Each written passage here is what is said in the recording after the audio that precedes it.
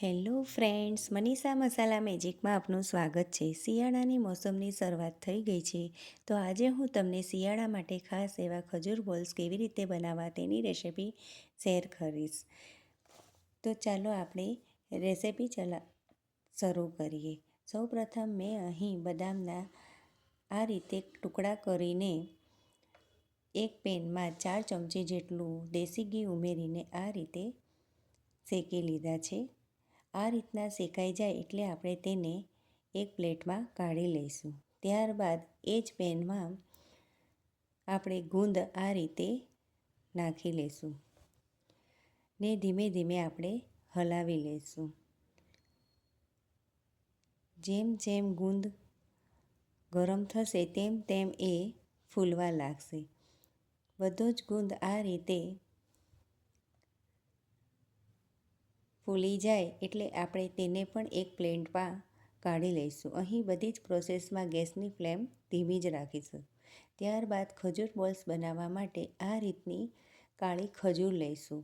આ ખજૂર એકદમ આ રીતની સોફ્ટ જ હોવી જોઈએ, તો જ આપણા ખજૂર બોલ સરસ થશે. ત્યારબાદ સાકર, દળેલી સાકર છે અને કોપરાનું ખમણ અહીં લઈશું. હવે એ જ પેનમાં 1 ચમચી જેટલું દેશી ઘી ઉમેરીને થળિયા કાઢેલી ખજૂર આ રીતે ઉમેરી લઈશું.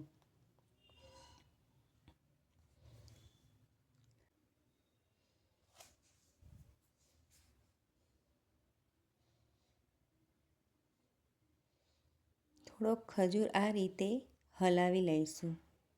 ગેસની ફ્લેમ અહીં પણ ધીમી જ રાખીશું. ત્યારબાદ શેકેલા બદામ અને ગુંદ પણ ઉમેરી લઈશું. અહીં તમે બીજા પણ ડ્રાયફ્રૂટ ઉમેરી શકો છો, જેમ કે કાજુ, અખરોટ, ખસખસ.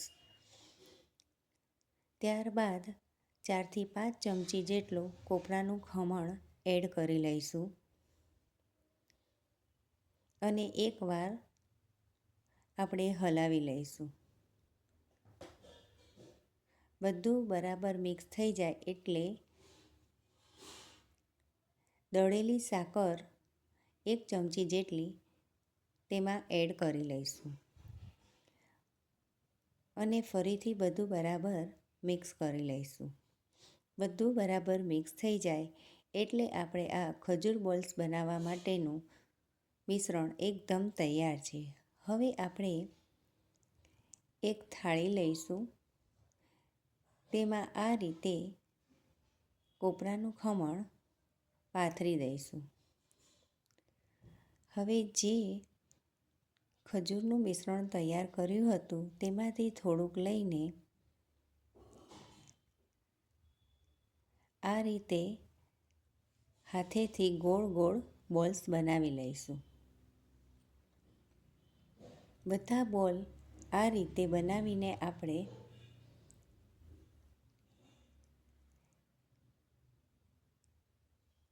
રેડી કરી લઈશું. બધા બોલ આ રીતે બની જાય એટલે ફરીથી આપણે તેના ઉપર આ રીતે કોપરાનું ખમણ છાંટી દઈશું. હવે થાળીને આ રીતે હલાવીને બધા જ બોલ ઉપર કોપરાનું ખમણ કોટ થઈ જાય એ રીતે આપણે તેને આ રીતે હલાવી લઈશું. તો આ ખજૂર બોલ્સ આપણા એકદમ તૈયાર છે. તો તમે પણ આ શિયાળાની મોસમમાં આ હેલ્ધી રેસિપીને એકવાર જરૂરથી ઘરે ટ્રાય કરજો અને મારી રેસિપી કેવી લાગી તે જરૂરથી કહેજો. Thanks for watching.